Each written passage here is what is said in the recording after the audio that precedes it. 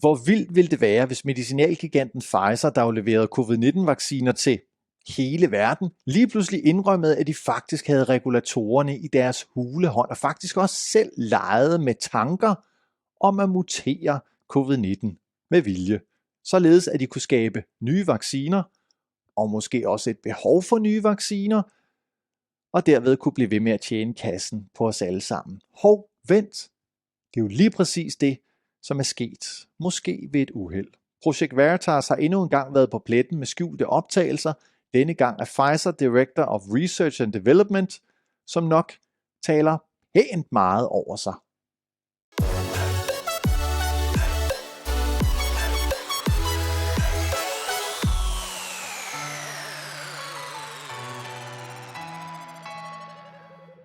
We're exploring, like, now, you know how the virus keeps mutating? Yeah. Well, one of the things we're exploring is, like, why don't we just mutate it ourselves so we could preemptively develop new vaccines, right?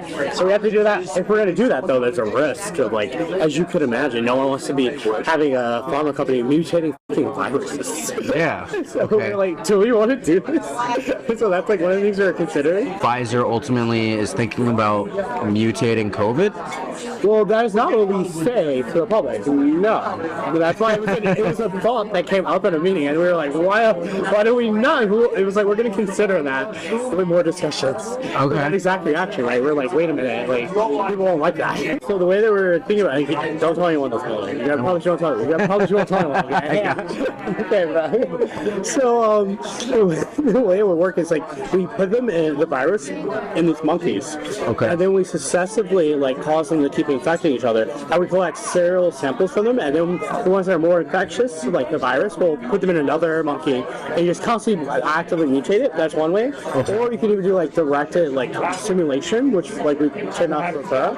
And then you just sample what the different, proteins on the surface of the virus look like over time. Okay. So then you can see the mutation, and you can kind of force it to mutate in a certain way you want. Okay. But you have to be, like, very controlled to make sure that this virus that you mutate doesn't create something that, like, goes everywhere. So, I mean, when is Pfizer going to implement the mutation of all these viruses? I don't know. It depends on how the experiments work out. Because this is just, like, something that's dying, right? It sounds like gain of function to me. I don't know. It's a little bit different. I think it's different. It's like it's definitely not gain of function. It sounds like it is. I mean, it's okay. No, directed evolution is very different.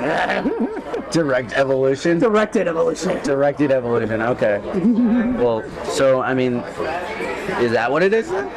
Maybe. Well, you're not supposed to do gain of function research with the viruses. Like, yeah. They recommend not. But you do, like, these, like, selected directional mutations to try to see if you can make more potent. Yeah. So there is research ongoing about that. I don't know how that's going to work. There better not be any more outbreaks, because, like, Jesus Christ. What's the goal for Pfizer of doing that?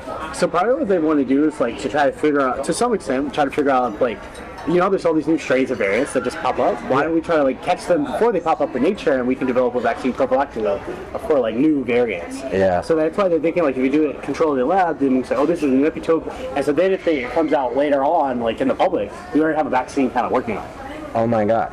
That's perfect. Mm-hmm. Like, isn't that the best business model though? Like, just control nature before nature even happens itself, right? Yeah. If it works. Who knows? I mean, either way, it's going to be a cash cow. COVID will probably be a cash cow for us for a while going forward. Like, yeah. I obviously like Well, I think the whole, like, research of the viruses and mutating it, like, would be the ultimate, like, cash cow. Yeah, it'd be perfect. It's a revolving door for all government officials. Wow. Yeah, for any industry though. So, like, in the pharma industry, all the government officials who, like, review our drugs, mostly come work for pharma companies. Like, in the military, like, all the, like, army and defense, like, government officials eventually go work for the defense companies afterwards. How do you feel about that revolving door? Like, it's pretty good for the industry, to be honest. Yeah. It's bad for everyone else in America. Why is it bad for everybody else? Because if the regulators who have to approve our drugs know that once they stop being regulated, they want to come work for the company, they're not going to be as hard for the company. They're reviewing their job. Right. Hvad så DR? Hvad så TV2? Hvad så Berlingske? Hvad så Politikken? Hvad så diverse mediehuse? Skal vi tale om det her? Er det her ikke forsidestof? Fordi hvis jeg havde taget en eller flere af de her Pfizers kun betinget nødgodkendte vacciner, hvilket jeg heldigvis ikke har, og igen kunne se, at der var altså noget, der ikke stemte med hele den her idé om samfundssind og for fællesskabets skyld, så var jeg nok blevet pænt gal lige nu. Okay, jeg prøver lige at opsummere det vigtigste af, hvad den lidt for begejstrede mand sagde. 1. Han beder journalisten næsten stolt om at, hey, du må ikke sige det til nogen, fordi det er jo ikke det, der er Pfizers position udad til. Fordi der er sjovt nok ikke nogen, der ønsker, at et medicinalfirma render rundt og laver mutering med virus. Nej, det giver mening, ikke? Og gain of function research, det er så forbudt, men directed evolution, det er fint. Okay, prøv lige at forklare mig, hvad forskellen er. 2. Han forklarer os, at de mennesker, som regulerer dem og holder opsyn med dem, jamen de har et ønske om at arbejde for Pfizer senere. Og så er det jo naturligt, at de ikke er så hårde ved dem. Jamen det lyder da ikke særlig godt, vel?